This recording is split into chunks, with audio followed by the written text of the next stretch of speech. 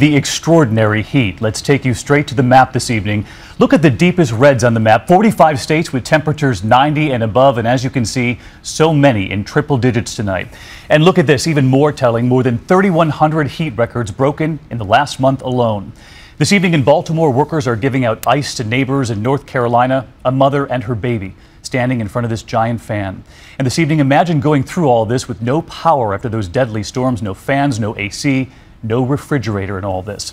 Tonight, 2 million customers from Illinois to North Carolina to New Jersey still without power, and the death toll. At least 22 people have now died from the heat and from the storms. Sam Champion is standing by right here when all of this ends, but first, meteorologist Ginger Z and the extreme weather team in the middle of the misery, no power where she is in Maryland tonight. Ginger. David, some utility crews coming from as far away as Canada to help out, and we were speaking to some of them. They tell us, interestingly enough, that just because the block down the street gets power back, it doesn't mean that this power line is next or that this block will get power. Folks here are finding out that they may not see anything until Sunday. Swift, powerful, and unforgettable. There was this huge boom, and the sky for over half an hour was just like flashing the whole time. It was interesting. It was like the Alien movies. Severe and deadly storms rattled 1.9 million people across 8 states and D.C. This was like a war zone here, and when everybody got up on Saturday morning. Today, the streets still littered with shredded trees, drooping power lines, and a welcome sight. The workers who are going to make this all better. Do people look at you like you're Santa Claus? No, a lot of them's upset. They haven't had their power for a while. Day 3 without power, without a generator, and the Beckstrom family has run out of ice. And some chicken from yesterday, which I'm not sure is still good because the ice melted. Ugh, doesn't smell so good, so close that up. And are running short on ideas. Kelly and her boys have been cooling off in the air-conditioned car and camping in the cool basement. So this is where you guys are sleeping? Yeah.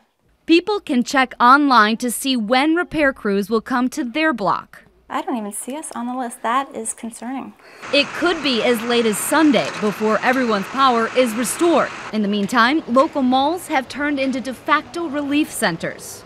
The Westfield Montgomery Mall, very packed with people just trying to stay cool and desperate for a charge. All they need is a little juice. We've got all of the floor outlets anywhere here along the wall. Every single one is taken because you just have to stay connected. I'm trying to charge my laptop and my phone and do some work, and I didn't think I could leave. I have 3 children, my 3 children with my babysitter in my house with no power and no food.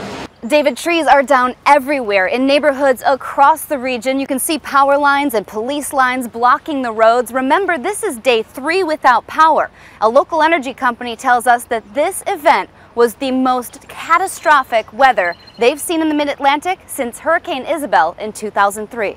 All right, Ginger Z leading us off day 3 without power. I want to bring in Sam Champion. Sam, this has really been something. Any relief in sight? It's tough to call it relief because the temperatures are a little bit cooler in some places today, David, but we are headed back to heat. We're just not going to see the all-time record-breaking heat, 105, 106, like we saw last week. Let me show you where the heat's starting today. It comes right back into the middle of the country, so very few places there got the break. And where you see the bright red, those heat index levels today, even into tomorrow, 110 to 115. That's what it's going to feel like. Now, areas east that got a little bit of break today will pick up the heat again. Look at New York City going back into the 90s by the time we get to the holiday on Wednesday, and even after that Thursday, and then it continues on into the weekend. DC the same. Chicago, really no difference. I got to tell you, just slightly cooler day. All right, Sammy, we'll see you first thing in the morning on GMA.